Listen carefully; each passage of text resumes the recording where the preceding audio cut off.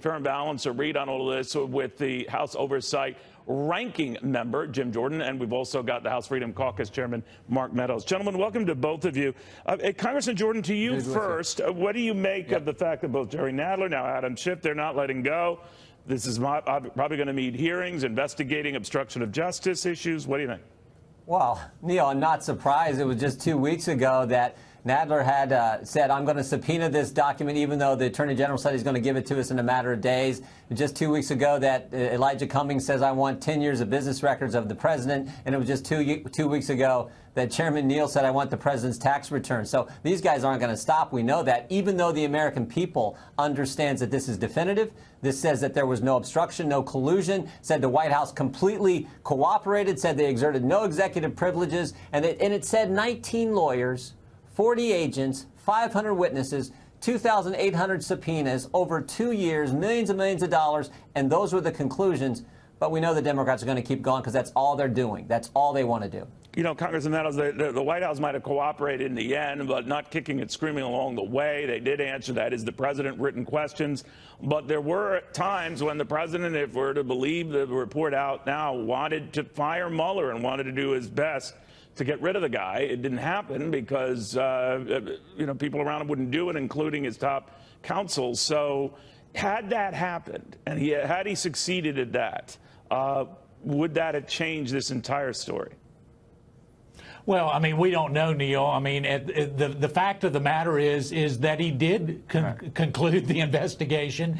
And listen, you know the president. I know the president really well. If he wanted to fire Bob Mueller, he would have been fired. I mean, to suggest that there was one conversation and he instructed Don McGahn to fire him and it didn't happen. Well, let me just say that he actually reports to the President of the United States. His office is right above the executive suite. It's not like they don't see each other on a regular basis. So, you know, we also don't have the privilege of a cross-examination here. This is one side. This is a prosecutor laying out the best evidence he has against the president, and he was still exonerated. And so, you know, it's a good day for America. It's a good day for the president because what we now know, and it was interesting, Adam Schiff had this wonderful presser just a few minutes ago. That's a different Adam Schiff that's been on every Sunday show and every cable news network saying, I've got evidence, we're going to find the president guilty. Now all of a sudden he's changing the narrative.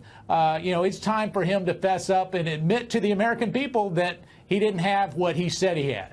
Congressman Jordan, do you think that the Attorney General was being a bit too in line with the president, and that Jerry Nadler and others had said he almost appeared to be acting as the president's lawyer, not the nation's top lawyer? No, what did you think of that? No, I think the Attorney General's handled himself extremely well. I think he said that we're going to hold people accountable last week when he talked about the fact that there was spying that took place, and I think he presented the conclusions, and the conclusions speak for themselves. No new indictments, no sealed indictments, no obstruction, no collusion. I think he's handled himself exactly the way the American people want their Attorney General to operate. And I think what's most important now, lots of people Mark and I talk to, they want us to get to the bottom of this. I call it the Comey cabal, these top people at the FBI who were so biased against the president that they were willing to take one party's opposition research document, this false, salacious, and unverified, Jim Comey's words, dossier, and use that as the basis to go spy on the Trump campaign.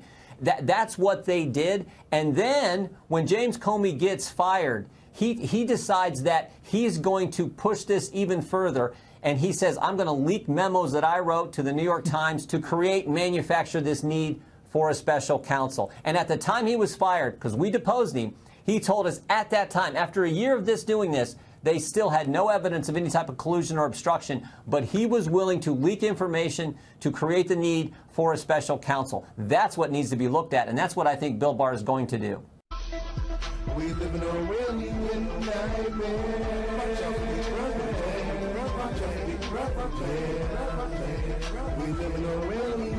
nightmare.